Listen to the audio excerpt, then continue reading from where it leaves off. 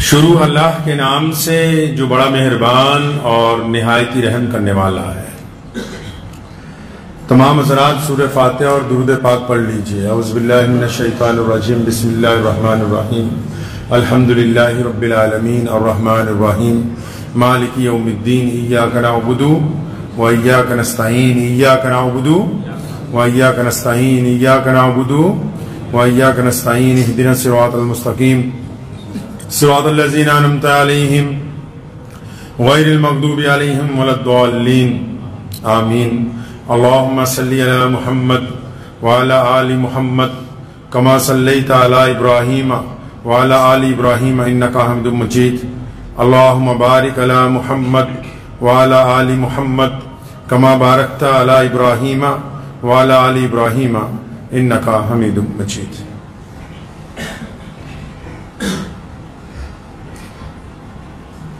دنیا میں محبت ایک ایسا لفظ ہے جس کو الگ الگ زمروں میں الگ الگ لوگوں کے لیے الگ الگ طریقے کے ساتھ استعمال کیا جاتا ہے۔ اہل ایمان کے لیے حکم ہوا کہ اللہ اور اس کے رسول صلی اللہ علیہ وسلم کی محبت غالب رہنی چاہیے۔ محبت دو دوستوں میں بھی ہوتی ہے، میاں بیوی میں ہوتی ہے، بھائیوں میں ہوتی ہے، بہنوں میں ہوتی ہے، پڑوسیوں میں ہوتی ہے، رشتہ داروں میں ہوتی ہے، الگ الگ اس کی مثالیں دی جاتی ہیں۔ لیکن ایک محبت ایسی ہے جو ہے تو بڑے عروج پر، ہوتی بھی بڑی شدت کے ساتھ ہے، قربانی بھی سب سے زیادہ دیتی ہے، دل میں معجزن بھی سب سے زیادہ ہے۔ ایک ایسی محبت ہے جو اپنا سب کچھ نچھاور کر دیتی ہے، لیکن اکثر دیکھنے میں آتا ہے کہ اس محبت کا ذکر بہت کم ہوتا ہے۔ بہت سارے لوگ سوچ رہے ہوں گے ایسی کون سی محبت ہے جس کا ذکر بہت کم ہوتا ہے، ورنہ لڑکے لڑکیوں کی محبت، لڑکیاں لڑکوں کی محبت، دیندار دین کی محبت، الگ الگ محبتوں کا لوگ ذکر کرتے ہیں، لیکن ایک ایسی محبت ہے جو ہے تو ہمہ وقت معجزن، ہر وقت کام کر رہی ہے، جس کی قربانی سب سے نرالی، جس کا انداز سب سے نرالا، اور جس کی گفتگو کا انداز سب سے نرالا، اور وہ محبت ایسی ہے جو اپنے آپ کو ہمیشہ قربانی کرتی رہتی ہے، اس کے مطالبے میں کچھ وہ محبت مانگ ہی نہیں رہی۔ ورنہ اور جتنی محبتیں ہیں سب کے اوپر بہت کلام لوگوں نے لکھا ہے، بڑا ذکر لوگوں نے کیا ہے، لیکن آج میں جس محبت کا ذکر آپ سے کرنے لگا ہوں کہ بہت کم لوگ اس محبت کی بات کرتے ہیں، ذکر ہی نہیں کرتے۔ کیوں نہیں کرتے؟ کیونکہ جو بندہ اس محبت کو نبھا رہا ہے نا، وہ نبھاتا تو بڑی جانثاری کے ساتھ ہے، اس کو اظہار کرنا نہیں آتا ہے، اظہار نہیں کرنا آتا۔ اب وہ کون سی محبت ہے؟ اب اپنا اپنا ذہن دوڑا رہے ہوں گے بہت سارے لوگ بھی، کون سی وہ محبت ہے؟ یہ جس محبت کا ہم ذکر آپ کے ساتھ کر رہے ہیں، یہ محبت جس کا ہم آپ کے سامنے بات کرنے لگے ہیں، یہ ماں اور بیٹے کی محبت کی بات نہیں ہو رہی، یہ بھائی اور بہنوں کی محبت کی بات نہیں ہو رہی، یہ دو دوستوں کی محبت کی بات نہیں ہو رہی، یہ کسی دیندار کی اسلام سے محبت کی بات نہیں میں کر رہا ہوں، یہ اس محبت کی بات کر رہا ہوں جس کا سب سے زیادہ، جس پر بوجھ ڈالا گیا، جس نے قربانی سب سے زیادہ دی، جس پر بوجھ سب سے زیادہ ہے، جس نے اپنے آپ کو نچھاور سب سے زیادہ کیا ہے، اور جو سارا دن کھپتا ہے اپنی اولاد کے لیے، اس محبت کو باپ کہتے ہیں جس کا ذکر لوگ کرنے کے لیے تیار نہیں ہوتے ہیں۔ یہ اس انسان کی محبت کی بات کر رہا ہوں جس کو قرآن پاک نے بیان کیا ہے، جس کے لیے نبی علیہ السلام نے تاکید فرمائی۔ آپ نے اکثر سنا ہوگا، لوگ گاڑیوں پہ لکھ دیتے ہیں کہ ماں کی دعاؤں کا صدقہ، کیوں باپ نے کوئی بد دعا دی تھی؟ اکثر لوگ جو ہیں وہ میں ماؤں کی محبت سے انکار نہیں کر رہا، لیکن میں یہ بات آپ کو ذہن نشین کرانا چاہتا ہوں، وہ پنجابی کسی نے شعر کیا ہے نا کہ جس نے سارا میلہ لایا، مطلب اللہ تعالیٰ جس نے ساری دنیا بنائی ہے نا، وہ کہتا جس نے سارا میلہ لایا اس نے پہلا پیو ہی بنایا، مادہ پھر دوجا نمبر لایا، پیوہ منگو گل نہیں بن دی۔ جس نے کائنات کو بنایا ہے اللہ نے، جس نے اس زمین کو پیدا کیا، انسان کو بنایا، اس نے سب سے پہلے کس کو بنایا؟ اس نے سب سے کسی چرندے پرندے کو نہیں، کسی درخت کو نہیں، ہواؤں کو نہیں، دریاؤں کو نہیں، ماں کو نہیں، اللہ کریم نے سب سے پہلے کائنات میں جس ذات کو پیدا کیا وہ انسانوں کا باپ ہے، وہ سیدنا آدم علیہ السلام کی ذات ہے۔ ایک شخص گیا پیارے نبی صلی اللہ علیہ وسلم کے پاس، شکایت کر دی جا کے، یا رسول اللہ میرا باپ جو ہے نا میری غیر موجودگی میں میرے کمرے میں جا کے میرے سامان چھیڑ دیتا ہے۔ باپ اولڈ ہو گئے نا، مطلب وہ دکیانوس ہو گئے آج کی اولاد کے نزدیک، اولاد کو زیادہ پتا ہے کہ کیا کھانا ہے کیا پہننا ہے، تو جا کے شکایت کر دی اللہ کے پیارے نبی صلی اللہ علیہ وسلم کے پاس کہ یا رسول اللہ میرا باپ نا میرے گھر میں جب میں جاتا ہوں میرا مال ادھر ادھر کر دیتا ہے، میرے پیسے بنا پوچھے مجھ سے خرچ دیتا ہے، کسی کو اٹھا کے دے دیتا ہے۔ تو قانون تو دنیا کو یہی کہتا ہے کہ وراثت میں سے جو ملے سو ملے، جو خود کمایا ہو اس میں کسی کا دخل نہیں ہے۔ اللہ کے نبی علیہ السلام نے اس کی بات جب سنی تو ایک صحابی کو بھیجا کہ فلاں شخص کو بلا کے لاؤ جس کا بیٹا شکایت کے لیے آیا ہے۔ اب وہ بندہ گیا، اس نے جا کے اس بندے کو کہا کہ تیرے بیٹے نے اللہ کے نبی علیہ السلام کے پاس تیری شکایت کر دی ہے، چل تجھے بلا رہے ہیں۔ اب جب یہ گھر سے چلا، جس کی شکایت ہے، جس کی پیشی ہونی ہے، باپ جب گھر سے چلا کہ بیٹے نے شکایت کر دی نبی علیہ السلام کی حضور، تو باپ راستے میں کچھ گنگنا رہا ہے، اپنے دل کے اندر کچھ باتیں کر رہا ہے۔ کیا باتیں کر رہا ہے؟ کہتا یار دیکھ اس نے جا کے رسول اللہ کے پاس میری شکایت کر دی ہے، اور دل میں اس نے بہت ساری باتیں اپنے بیٹے کے متعلق سوچی۔ ابھی جب وہ پہنچا دربار رسالت صلی اللہ علیہ وسلم میں تو یہ ہونا تو یہ چاہیے تھا کہ رسول اللہ اس سے پوچھتے کہ ہاں بھائی تم کیا کرتے ہو، کیوں اپنے بیٹے کا مال خرچ کرتے ہو، کیوں اس کا سامان خرد برد کر دیتے ہو۔ اس سے پہلے جبریل آ گئے اور رسول اللہ کو کہا کہ پیارے کریم رسول اللہ فرماتے ہیں کہ یہ جو بندہ آ گیا یہ سارے رستے اپنے بیٹے کے متعلق شعر پڑھتا آیا ہے جو زبان تک نہیں لایا، دل میں تھے، دماغ میں تھے، ذہن میں تھے، باقی باتیں بعد میں ہوں گی۔ اس کو کہیے کہ جو راستے میں جو شعر تو لکھتا آیا، جو اپنے دل میں کرتا آیا، پہلے وہ تو سنا، اگلا قصہ بعد میں ہوگا۔ اب جب پیارے نبی کہیے صلی اللہ علیہ وسلم نے اس کو یہ بات کہی نا باپ کو کہ وہ راستے بھر کیا گنگناتے آئے، تو بڑا حیران رہ گیا، دوبارہ کہنے لگا کہ اشہدو اللہ الہ الا اللہ وحدہ لا شریک لہ واشہدو ان محمدًا عبدہ ورسولہ۔ کہنا یا رسول اللہ ایمان اور بڑھ گیا، کیونکہ جو راستے میں نے اپنے آپ سے گفتگو کی وہ تو بس میں ہی جانتا ہوں یا میرا رب جانتا ہے، آپ تک اطلاع پہنچ گئی، میں پھر گواہی دیتا ہوں کہ آپ اللہ کے سچے رسول ہیں۔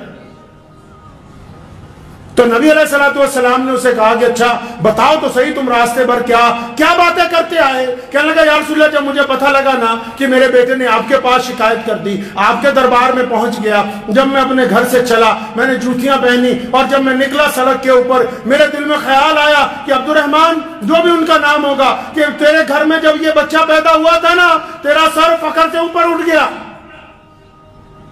اور تو خوشی سے ناچتا پھرتا تھا، لوگوں کو کہتا تھا دیکھو میرے گھر بیٹا ہوا ہے۔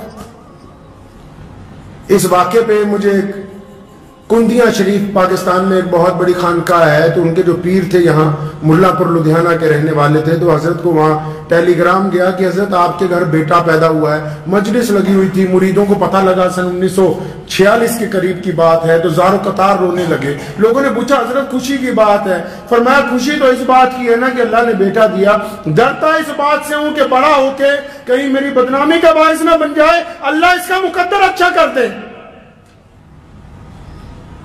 تو وہ شخص نبی علیہ السلام کے سامنے کھڑا ہے اور نبی علیہ السلام کو جبریل علیہ السلام نے پہلے سے ہی بتا دیا۔ کہنے لگا یا رسول اللہ میں نے یہ دل میں سوچا کہ یہ جب پیدا ہوا تھا نا سب سے زیادہ خوش میں تھا، اس کی ماں سے بھی زیادہ میں ہی خوش تھا۔ اور کہتا پھر میں نے مٹھائیاں بانٹی، لوگوں کو اپنے گھر پہ دعوت پہ بلایا کہ دیکھو مجھے اللہ نے بیٹا دیا ہے، اور پھر کہنے لگا کہ جب یہ چند مہینے کا تھا یہ ساری رات سوتا نہیں تھا، اس کی ماں تھک جاتی تھی، میں کندھے پہ لگا کے اس کو پھرتا تھا۔ یہ جو بچہ شکایت لے کے آیا رسول اللہ کے پاس اپنے والد کی، فرمایا یا رسول اللہ میں تو ساری رات اس کو اپنے کندھے سے اپنی چھاتی سے لگا کے اگر میرے قدم رکتے تھے یہ ہونے لگتا تھا، میں پھر چلنے لگتا ساری رات۔ فرمایا یا رسول اللہ پھر ایک ایسا وقت آیا یہ بڑا بیمار ہو گیا، جب یہ سخت بیمار ہوا مجھے اور میری بیوی کو اندیشہ ہوا کہ کہیں اس کی جان نہ نکل جائے۔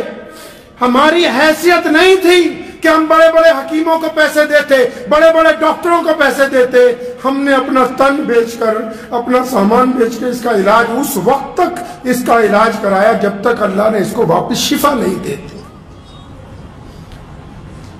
نبی علیہ السلام اس کی باتیں سن رہے ہیں تو آپ صلی اللہ علیہ وسلم ساروں قطار رو رہے ہیں۔ وہ بوڑھا آدمی اپنی داستان بیان کر رہا ہے کہ یا رسول اللہ یہ اچھے کپڑے پہننا چاہتا تھا اور اتنے پیسے نہیں تھے کہ ہم سب گھر والے اچھے کپڑے پہنے، تو میں اور اس کی والدہ ہم پرانے کپڑے پہنتے تھے، اپنے بچے کو نئے کپڑے لاتے تھے۔ اور پھر اس نے کہا کہ یا رسول اللہ اس کو ہم نے پڑھنے کے لیے بھیجا، جہاں ہم مزدوری کرتے تھے وہ لوگ تانے دیتے تھے کہاں ادھر ادھر چلا جاتا تھا، میں نے لوگوں کی گالیاں سن کے اس کو وقت پر مدرسے بھیجا، اس کو وقت پر اسکول پہنچاتا رہا، پھر اس کو لے کے آتا رہا کہ کوئی اس کو تکلیف نہ پہنچائے، لوگوں کے تانے سنتا رہا، لیکن میں نے اس کو پڑھایا، اپنے سے بہتر پڑھایا اس کو۔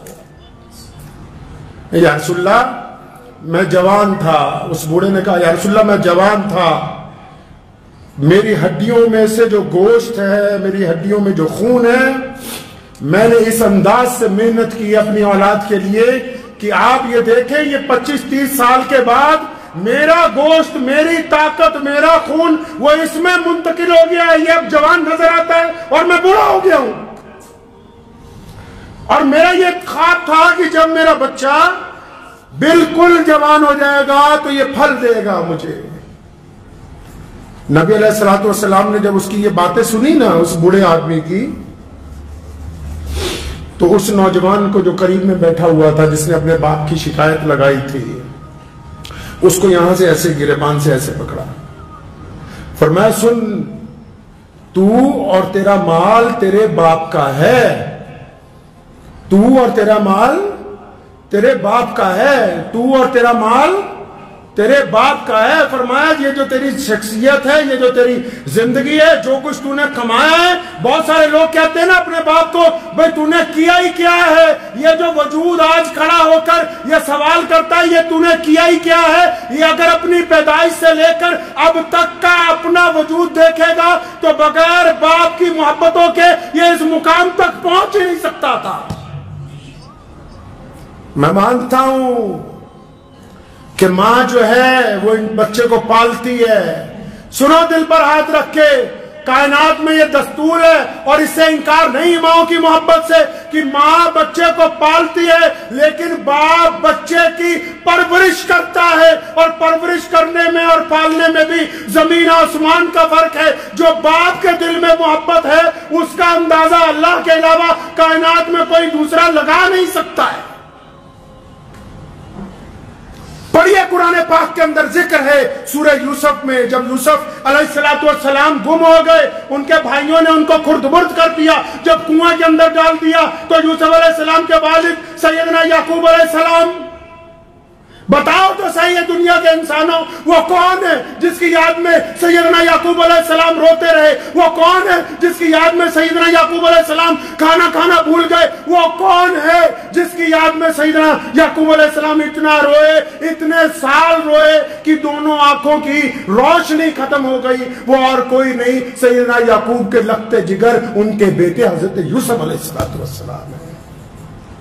قرآن نے اس محبت کا ذکر کیا ہے، قرآن نے باپ کی اپنے بیٹے کے ساتھ محبت کا ذکر کیا ہے تفصیل کے ساتھ کہ دیکھو ایک باپ اپنے بیٹے کے لیے کیا کرتا ہے. دیکھا ہوگا آپ نے, اگر عام دنیا کا دستور دیکھ لیں, آپ جب ماؤں کو دیکھو گے نا, مائیں جب اپنے بچے کو اٹھاتی ہیں, میں بار بار یاد دلا دوں کہ ماؤں کی عظمت میں کوئی کمی نہیں ہے, لیکن ماں جب اپنے بچے کو اٹھاتی ہے وہ اس کو گود میں اٹھاتی ہے. ماں جب اپنے بچے کو اٹھاتی ہے اپنی کمر کے ساتھ لگاتی ہے. لیکن باپ جب اپنے بیٹے کو, باپ جب اپنی بیٹی کو, باپ جب اپنی اولاد کو اٹھاتا ہے تو ان کو اپنے کندھوں پر بٹھاتا ہے. کیوں؟ کیونکہ باپ چاہتا ہے کہ جہاں تک میں نہیں دیکھ سکتا میرا بیٹا وہاں تک دیکھے, کیونکہ باپ یہ چاہتا ہے. اللہ نے اس کے اندر یہ صفت رکھی ہے. دنیا میں تعلق تو بہت ہوتے ہیں, یاروں کے تعلق, دوستوں کے تعلق, رشتہ داروں کے تعلق, سکے بھائیوں کے تعلق, ماں بیٹے کا تعلق, لیکن یاد رکھو کائنات میں ایک آدمی ہے صرف, پوری کائنات میں صرف ایک بندہ ہے. کون جی؟ جب بندہ ترقی کرتا ہے نا, جب بندہ ترقی کرتا ہے نا, کئی بار بھائیوں کے دل میں آ جاتی ہے کاش اس کی جگہ ہم ہوتے ہیں. کئی بار یاروں کے دل میں بھی تھوڑی سی آ جاتی ہے کہ کاش ہم نہ ہوتے اس کی جگہ.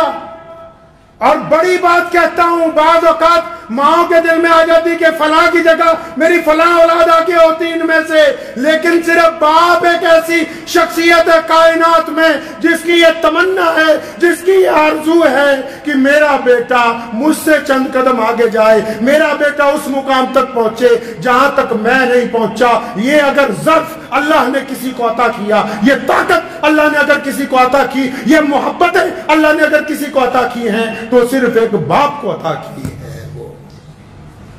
یہ باپ کے اندر صفت ہے کہ جب باپ کی ذکر کیوں نہیں ہوتا, کیونکہ باپ اصل میں پیار تو بہت کرتا ہے, لیکن جب اولاد بڑی ہوتی ہے نا تو اس کو چھاتی سے لگاتا ہوا جھجکتا ہے, تھوڑا ڈرتا ہے, لیکن یہ محبت ماں سے زیادہ کرتا ہے. آپ جتنے مرضی اس کو خرچے بتاتے رہے یہ انکار ہی نہیں کرے گا, یہ کہے گا ہی نہیں کہ تم ایسا کیوں کر رہے ہو.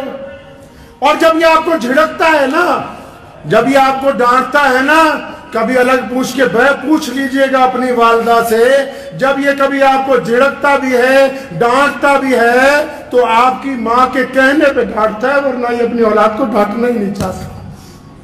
تو ماں کہتی ہے اس کو کہ ذرا ڈوب نہیں لگتا تو, بچوں کے اوپر تیرا اختیار ہی نہیں. جب وہ کہتی ہے تو یہ پھر بچوں کو ڈانٹتا ہے, ورنہ یہ بچوں کو ڈانٹنے کے لیے تیار ہی نہیں ہے. اللہ نے یہ محبت ہی پھر ذکر کیا قرآن نے دوبارہ. کہاں؟ سیدنا ابراہیم علیہ السلام کا اور سیدنا اسماعیل علیہ السلام کا, ایک باپ کا اپنے بیٹے کی محبت کے آگے. دیکھو جب اللہ نے کہہ دیا نا اپنا بیٹا قربان کر دو, ہے ایسی کوئی محبتیں؟ کیا پڑھا ہے کبھی قرآن پاک اس زاویے کے ساتھ جس نے بار بار کہا کہ اپنے ماں باپ کے ساتھ احسان کا معاملہ کرنا, جس نے قرآن نے کہا کہ اللہ اور اس کے رسول کے بعد اگر کسی کا درجہ ہے تو ماں اور باپ کا ہے, جہاں سیدنا یعقوب علیہ السلام اپنے بیٹے کے لیے روتے ہیں اور سیدنا ابراہیم علیہ السلام اپنے بیٹے کو لے کے قربان کرنے کے لیے جاتے ہیں. قرآن نے دکھایا کہ دیکھو ایک باپ اپنے بیٹے کے لیے اتنا رویا, آنکھیں چلی گئی, اور اس بیٹے کو دیکھو کہ ایک باپ نے ایک دفعہ کہا کہ بیٹا تجھے اللہ کے راستے میں قربان کرنا ہے, بیٹے نے اف تک نہیں کی, اپنے باپ کی رضامندی کے اندر شامل ہو گیا. قرآن نے باپ اور بیٹوں کی محبت کا خوبصورت ذکر اپنی آیتوں کے اندر کیا ہے. یہ وہ رشتہ ہے, یہ وہ تعلق ہے جس کا لوگ ذکر ہی نہیں کرتے, بتاتے ہی نہیں. ہمیشہ یاد رکھیں کہ جب تک بہت سارے لوگ ایسے ہیں اللہ جن کے والدین زندہ ہیں.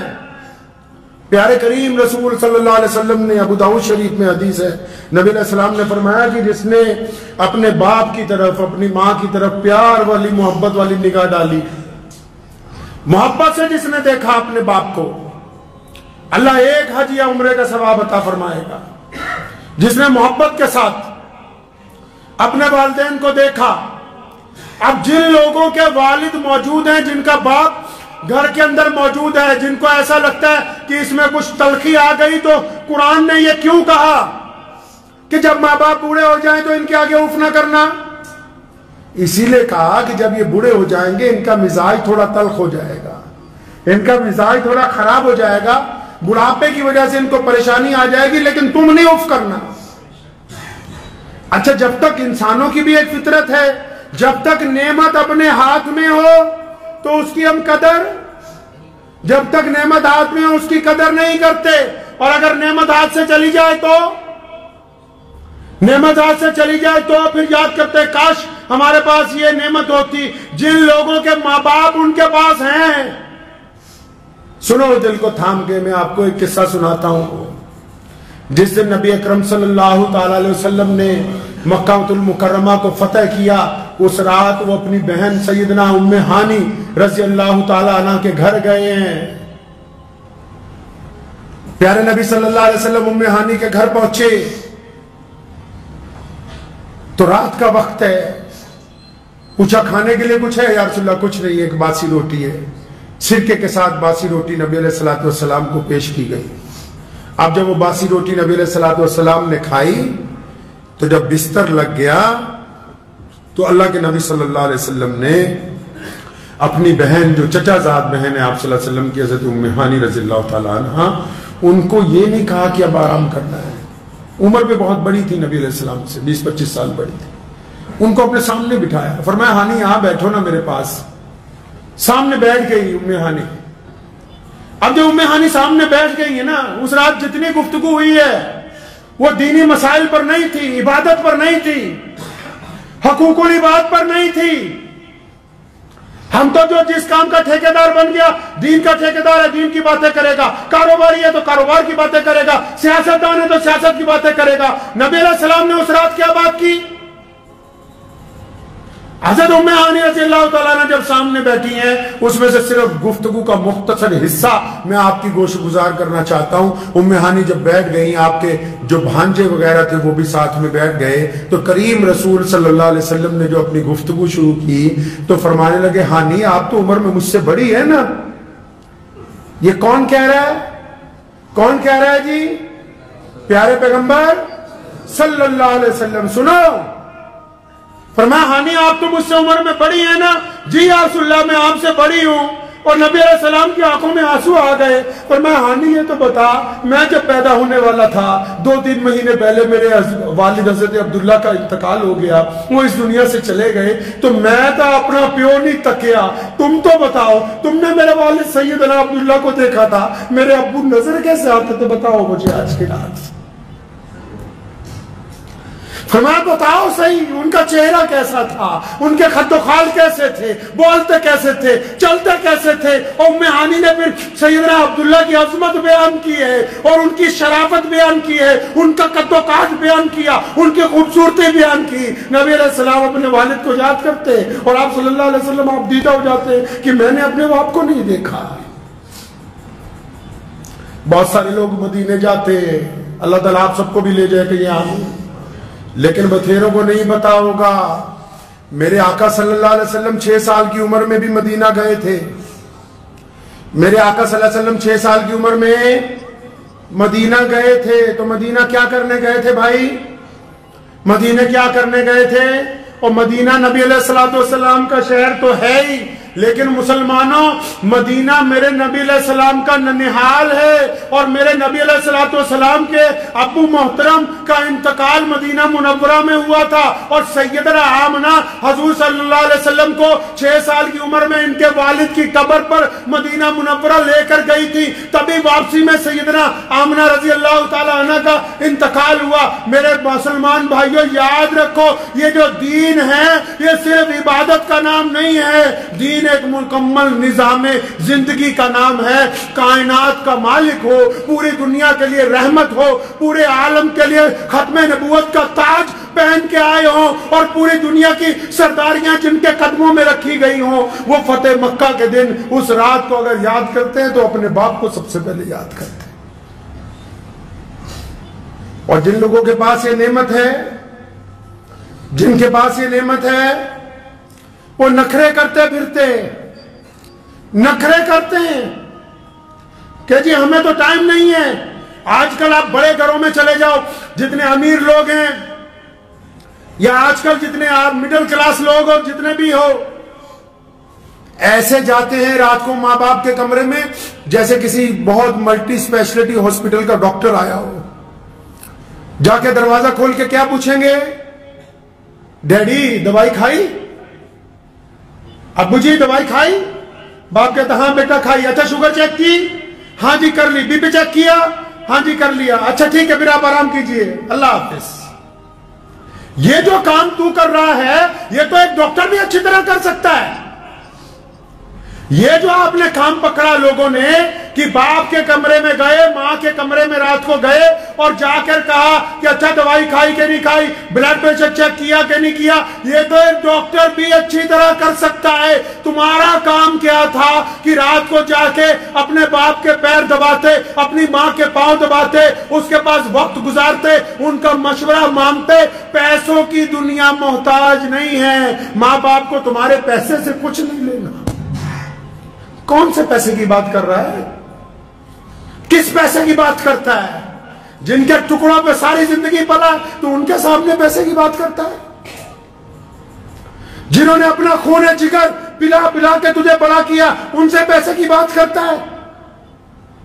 ان کو پیسوں کی ضرورت نہیں تھی, ان کو تیری محبت کی ضرورت تھی. یہ چاہتے تھے کہ رات کو میرا بیٹا آئے گا تو میرے پاس 1-2 گھنٹے بیٹھے گا, میرے ساتھ چند باتیں کرے گا. لیکن بیٹے کو تو فرصت ہی نہیں ہے.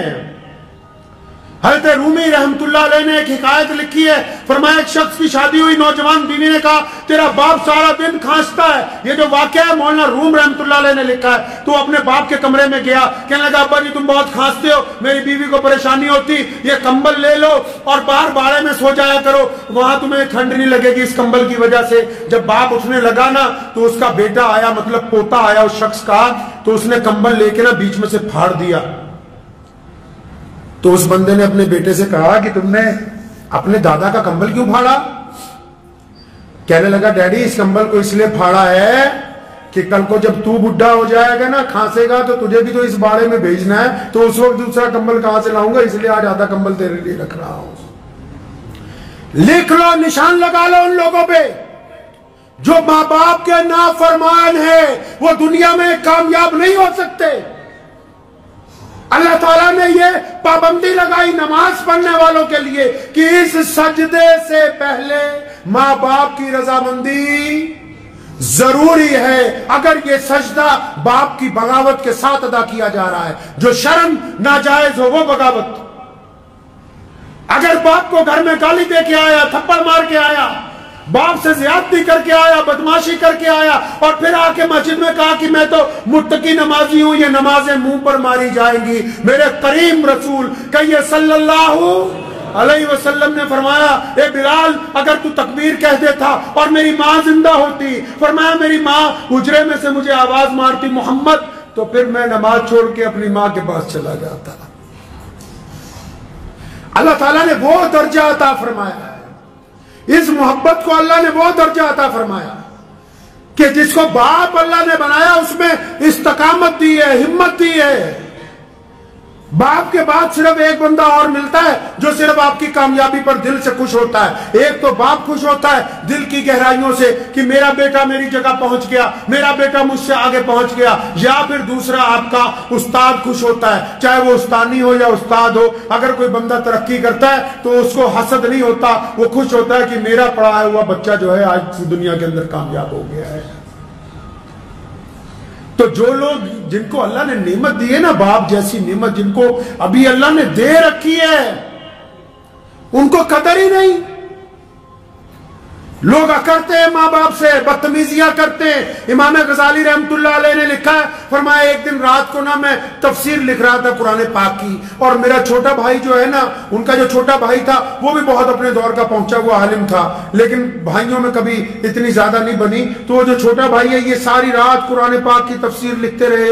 وہ ساری رات اماں جی کے پاؤں دباتا رہا, ابو کے پاؤں دباتا رہا.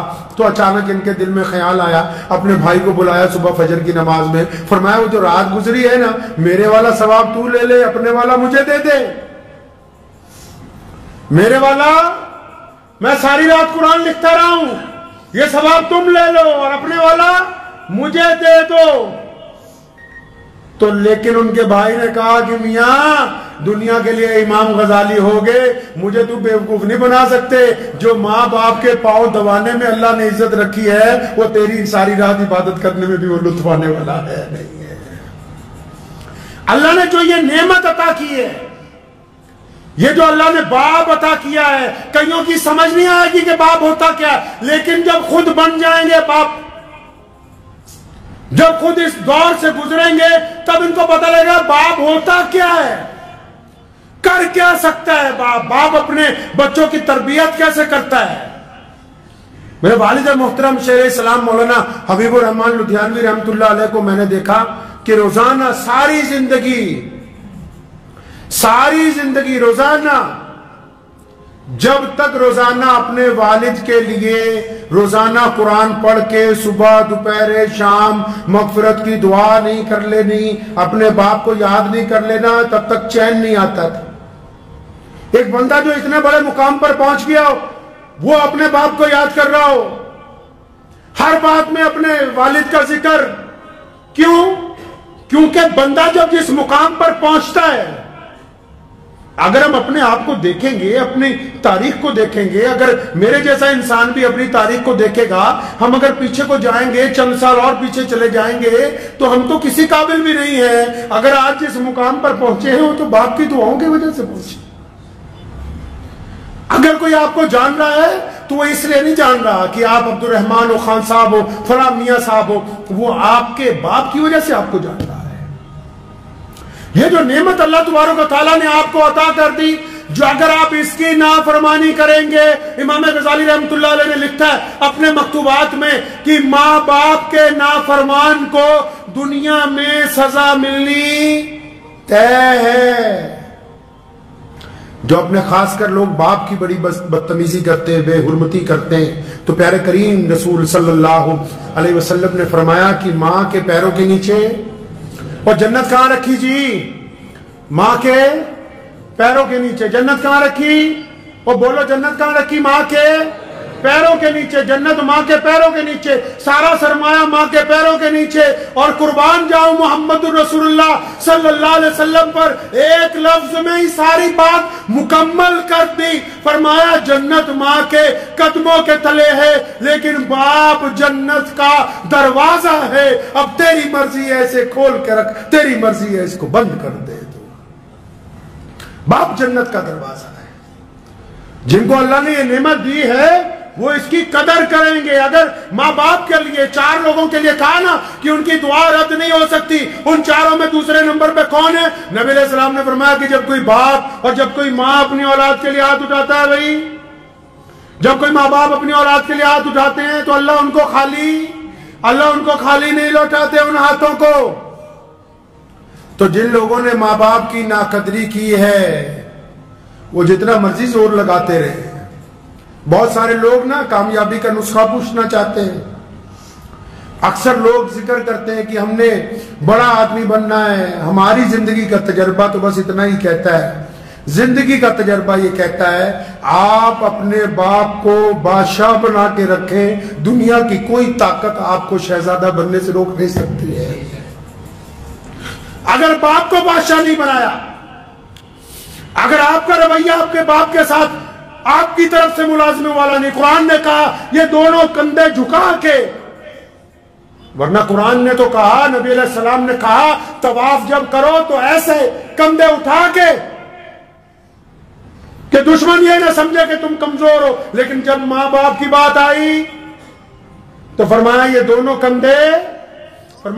کندھے جھکا کے اپنے ماں باپ کے سامنے بڑی عاجزی کے ساتھ، بڑی انکساری کے ساتھ ان کے ساتھ پیش آؤ، کیونکہ یہ ایک ایسی دولت ہے جس دن آپ کے ہاتھ سے چلی جائے گی آپ یاد کرو گے آپ کو ملے گی نہیں، ڈھونڈو گے ہی نہیں، بستی بستی ملنے کے نہیں نایاب ہیں، تلاش کرتے پھرو گے۔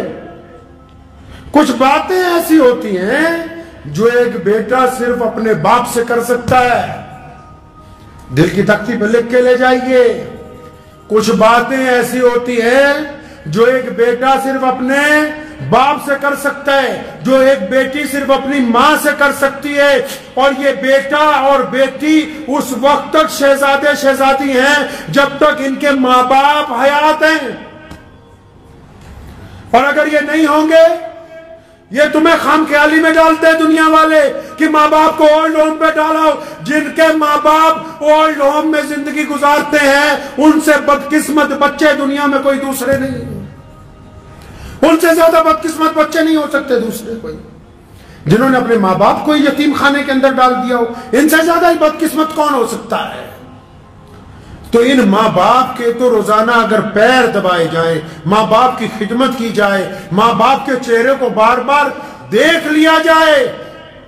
بہت سارے لوگ ایسے جن کو ابھی یہ بات سمجھ نہیں آئے گی، لیکن اگر ادھر باپ کی جان نکلی ادھر سارا کچھ سمجھ آ جائے گا تمہیں 1 منٹ میں کیا ہو گیا.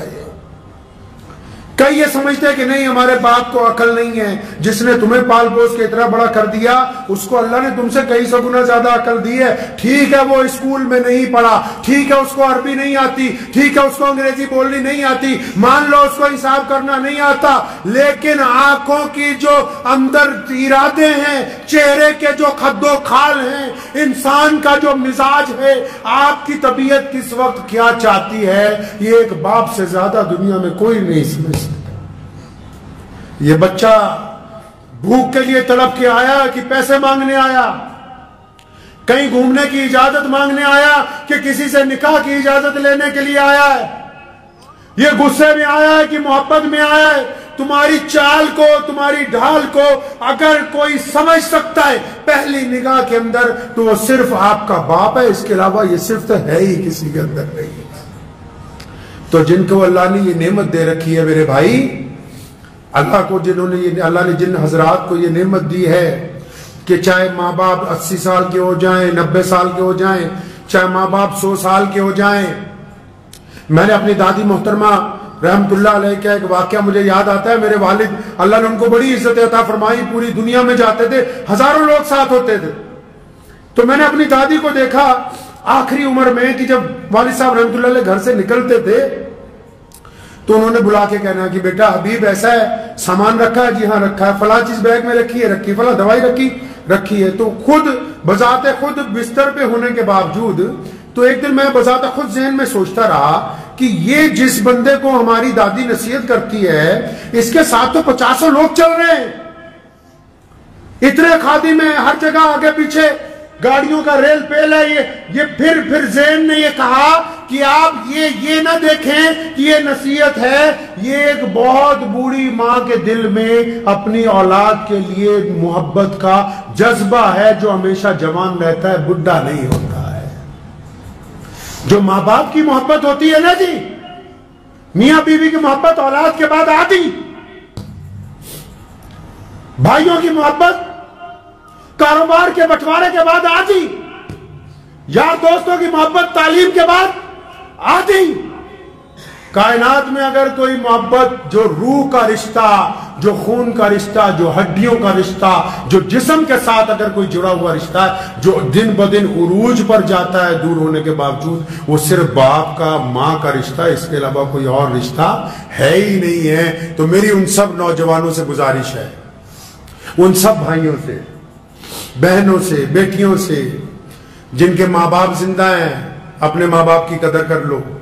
یہ نعمت دوبارہ بازار میں نہیں ملنی، یہ والی نعمت نہیں ملنی. باقی سب کچھ مل جائے گا، تمہیں یار مل جائیں گے، دوست مل جائے گا، اولاد اور آ جائے گی. کون سی نعمت نہیں ملنی بھائی؟ ماں اور باپ والی نعمت نہیں ملنی. اور باپ کی صفت میں ایک اور تاریخی بات بتاتا چلوں آپ کو. آج آپ نے اکثر دنیا میں دیکھا ہوگا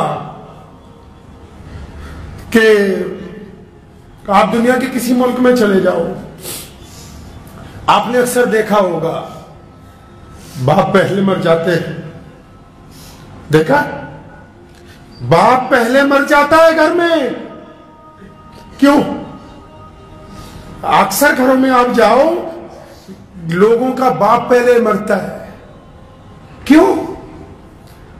اس پر بوجھ اتنا ڈالا گیا ہے، اس کے کندھوں پر بوجھ اتنا ہے، اور اللہ نے اس کو طاقت ایسی دی ہے کہ یہ اپنے غم رو کے دردناک طریقے سے نہ اپنی پریشانی اپنی بیوی کو کہتا ہے، نہ اپنی پریشانی اپنی اولاد کو کہتا ہے. اس لیے باقی رشتے والے لمبی عمریں گزارتے ہیں، لوگوں کا باپ زیادہ دیر زندہ نہیں رہتا ہے. بوجھ اتنا ہے اس کے اوپر، لیکن اس کی خودداری دیکھو، بوجھ کو برداشت کرتا ہے، قبر کو قبول کر لیتا ہے. اور قربان جاؤں، حدیث پاک میں آیا قیامت والے دن ماں باپ کی طرف بچوں کے لیے ختم نہیں ہوگی، جنت میں چلے جائیں گے تب بھی اللہ سے سوال کریں گے، ماں بھی اور باپ بھی، کہ یا اللہ ساڈے بچے کتنے، بچے کہاں ہیں. اور پھر اللہ نے بڑی شان رکھی ہے ان کی، اللہ نے ماں باپ کی بڑی شان رکھی ہے. پھر یہ نہیں کہا کہ جاؤ اپنے بچوں سے مل لو، فلاں جنت کے فلاں محل میں ہے. نہیں، فرشتوں کو حکم ہوتا ہے کیونکہ یہ ماں باپ ہیں، بڑی عظمت والے ہیں، ان کے بچوں کو بولو کہ آ کر ان کے ساتھ ملاقات کر لے. یہ نہیں جائیں گے. تو ہمیشہ اس رشتے کی قدر کیجئے. اگر باپ میں کچھ تلخی ہے، مزاج میں گرمی ہے، تو اپنی محبت کی طاقت سے اس کو تبدیل کیجئے، اپنے گھر کو خوشگوار بنائیے. اور یاد رکھو، بس کسی پیر بابے کے پاس جاؤ کوئی بات نہیں، لیکن اپنے باپ کے پیر پکڑ لو، اپنی ماں کے پیر پکڑ لو، اپنے باپ سے روز دعا کروا لیا کرو، اپنی ماں سے روز دعا کروا لیا کرو. جن کے ماں باپ نہیں ہیں ان کی مغفرت کی روز دعائیں مانگ لیا کرو. اور جس بندے کے ماں باپ اس کے لیے روز دعا کرتے ہو، دنیا کا بڑے سے بڑا بادشاہ بھی اگر اس سے ساتھ ٹکرائے گا تو وہ زمین پر گر جائے گا. ماں باپ کی دعا کے آگے دنیا کی کوئی طاقت ٹک نہیں سکتی. وآخر دعوانا ان الحمدللہ. مجھے امید ہے کہ آپ کو یہ ویڈیو پسند آئی ہوگی. اگر پسند آئی ہو تو یہ آپ اپنے دوستوں کے ساتھ شیئر کریں اور اس چینل کو سبسکرائب ضرور کریں.